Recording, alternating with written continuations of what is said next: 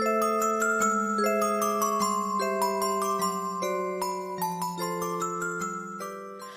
there, and welcome back to the Finding Wendy Podcast. Everyone is just in time for Halloween. We're going to dive into how to keep up with our intermittent fasting goals while enjoying the season's spookiest delights. So today's episode is filled with tips, tricks, and a few creepy food tales to get you into the Halloween spirit. So, as you can see, I have dressed as Beth Dutton from the series the Yellowstone Ranch. So, here I am. How do you like it? So, you know, Halloween is a tough time for everybody, but especially a tough time for everybody that is trying to watch their weight or not regain weight and things like that. So Halloween is a candy lover's dream.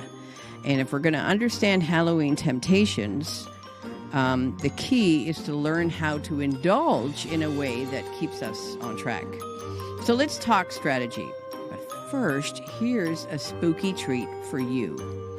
Did you know that in medieval Europe, people believed that food left out on Halloween night could become bewitched. So they'd leave offerings of bread and fruit on the doorstep, thinking it would satisfy the ghosts wandering by. So, much like those offerings, Halloween candy can be everywhere. At work, at home, at parties, at schools, everywhere. I mean, even yesterday, I was at the optometrist. I'm getting some new glasses, and right there on the countertop was a giant bowl of Halloween candy treats. So the trick is making mindful choices and deciding when you really want to indulge. So here are some practical tips for fasting through Halloween. To help resist those sweets, start with a protein-packed meal before an event. Here's a fun fact. In the Victorian era, fortune-telling was popular, and food was often involved. People would bake cakes with hidden charms inside, and whichever charm they found would reveal the future. So here's my suggestion. Plan a satisfying meal in advance of your Halloween party or get-together, or bring a snack that fits your fasting window to predict a successful night without the sugar rush. And if you're on a clean fast, have a warm cup of coffee or tea.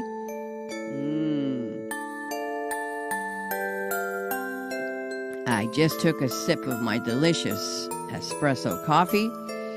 Have a warm cup of coffee or tea in hand that can work like a charm to distract you from the candy bowls and jars around. So let's talk about handling social events and parties.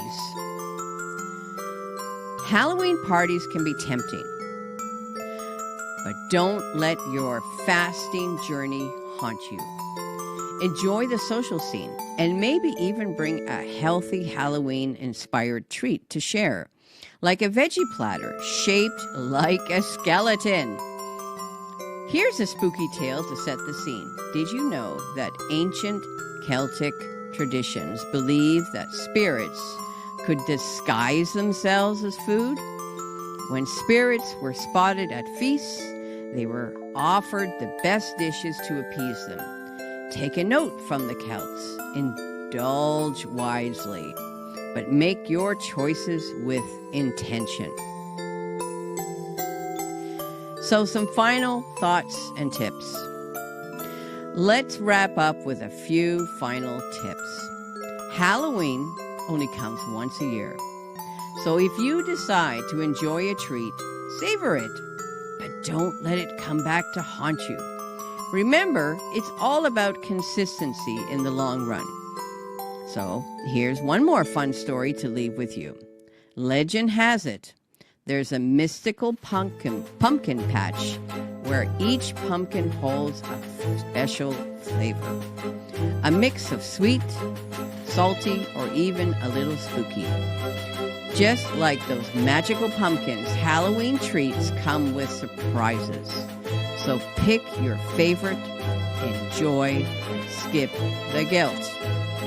Halloween is just one night, so if you slip up, no worries. I'm planning to have some Halloween treats. Just get back to your routine the next day.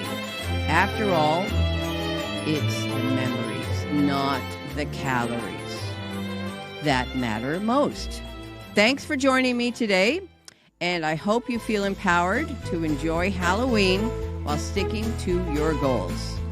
So happy Halloween, everybody. And Winnie wishes a happy Halloween too. There she is. Happy Halloween. Bye for now.